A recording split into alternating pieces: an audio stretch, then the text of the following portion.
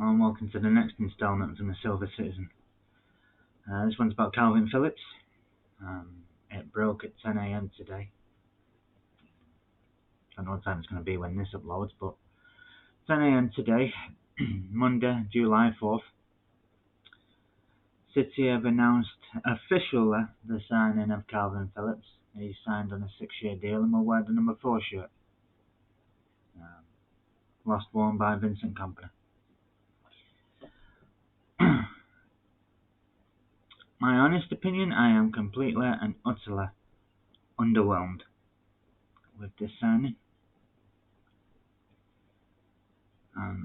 He's nowhere near as good as Fernandinho, who's left, so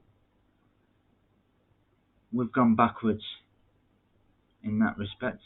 From the squad of players we had last year, we've gone backwards. He's also not as good as Romeo Lavia.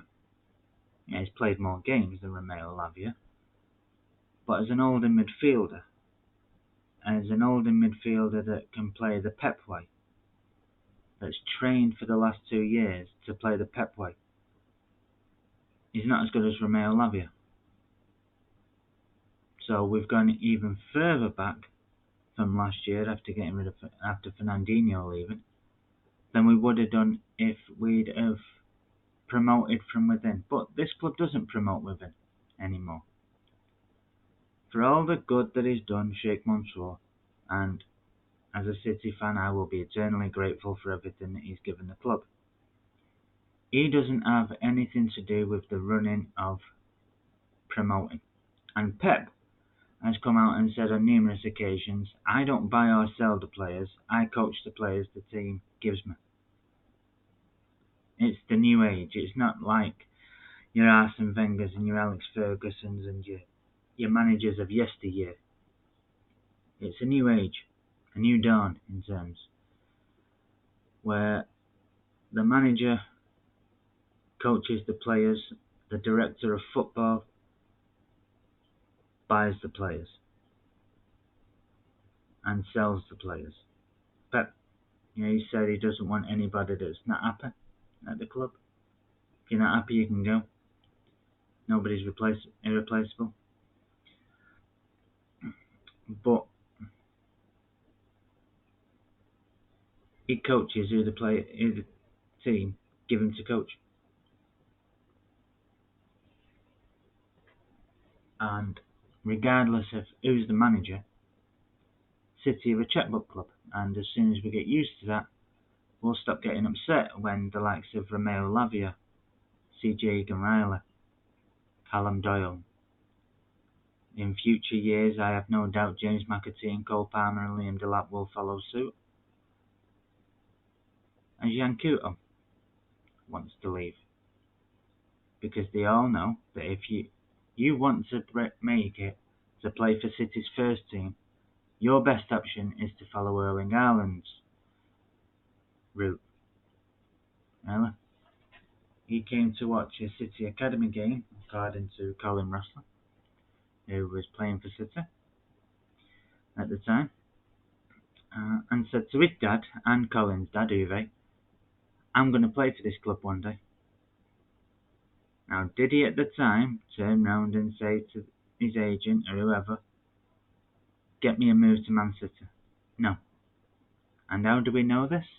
Because if he would have done, the press would have been telling everyone how much money we could have saved by signing Erling Haaland all those years ago.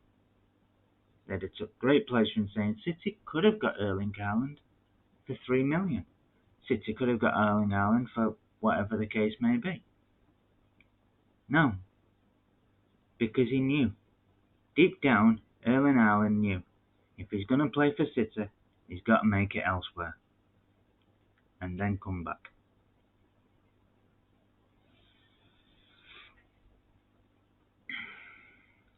Because City are a checkbook club. Why promote from within when you can spend £45 million on a player that's not as good? Tiki's philosopher. But anyway, Kalvin Phillips. He's not going to be a starter. Nowhere near. I can't see him making any more than 20 appearances in all competitions. Um, I can't see him making any more than, I'd say, 15 starts, tops, in all competitions.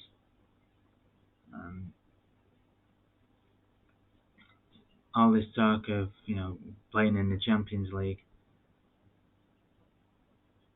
The only time he'll play in the Champions League is if Rodri's injured or suspended, and it decides he's not going to play Gundogan there. Or if after 5 games City have already won the group. I'd like the season that's just gone. The first leg against Sporting Lisbon we won 5-0. If we win the first leg 5-0, Kalvin Phillips will play in the second leg. Give Rodri a break. Give him a bit of a rest. Give him some time to recuperate.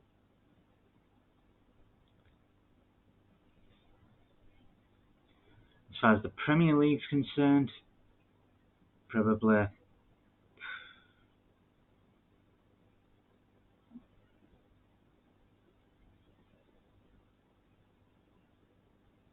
7-8 games. Probably start 3 or 4.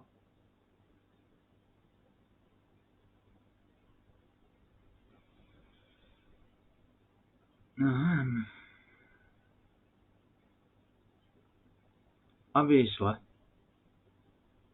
I want the lad to do well. I want him to do well, just like I want Jack Grealish to do well. But just like Jack Grealish, I don't think Kalvin Phillips is good enough for where we are now. He's a player that if we'd have signed when Stuart Pearce was manager, I'd have been over the moon. Because he's better than Paul Bosvelt was. He's better than Antoine Sibierski was. He's better than Joey Barton.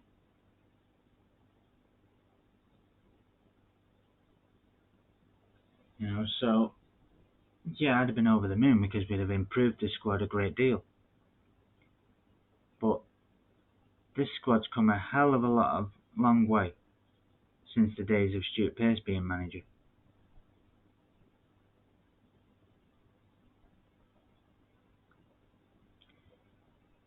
Anyway, it's over. It's done. Hopefully when he gets the chance he does well. But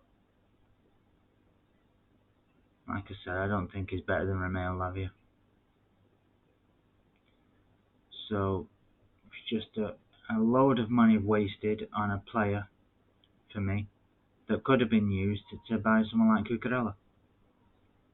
The money we're giving him as a signing on fee, the money we're giving him as wages, the 42 million we've given Leeds, all that could have been used to put aside to buy Cucurella.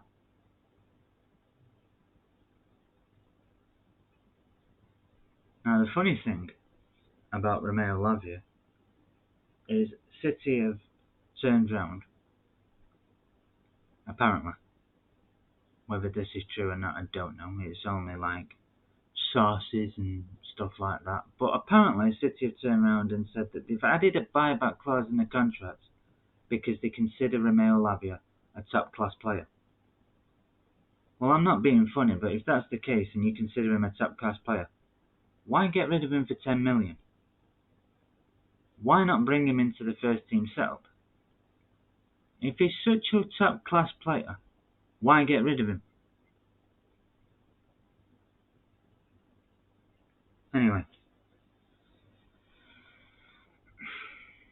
I'm not that happy about Phillips, to be honest with you. That's my overall opinion on him. But until anyone else walks through the door, adios amigos.